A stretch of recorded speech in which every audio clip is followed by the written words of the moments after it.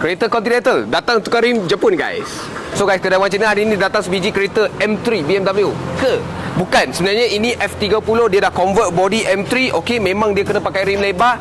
Nampak dia pakai spacer. Tapi sekarang masih juga pakai spacer. Dia nak tukar rim Jepun untuk kereta dia guys. Okey, rim yang dia tukar adalah Race NE24 yang baru hari tu Wan Cina review dekat TikTok kita. Okey, memang sangat cantik untuk kereta ni. Sebab apa? Sebab M3 ini dia dah nampak macam competition punya kereta. Memang nampak GT, memang nampak sporty.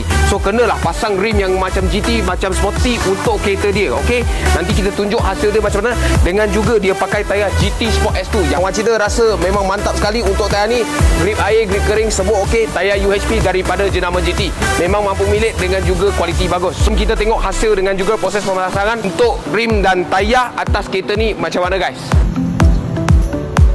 So guys, inilah hasil selepas BMW ini dipasang dengan rim NE24 atas kereta dia. Okey, sebab dia dah convert M3 punya body kit, white body semua. So memanglah dia kena pakai spacer 25 dekat depan, belakang kena pakai pula 35. Memang besar tapi jangan risau, memang dia tak akan goyang sebab kita pakai cara betul untuk pasang dengan juga spacer yang kualiti bagus. Okey, so kita boleh nampak kita pun ada tambah satu cap yang warna dia diamond dark metal yang kilat sikit sebab bagi nampak lagi cun. Sebab owner tak suka kosong-kosong.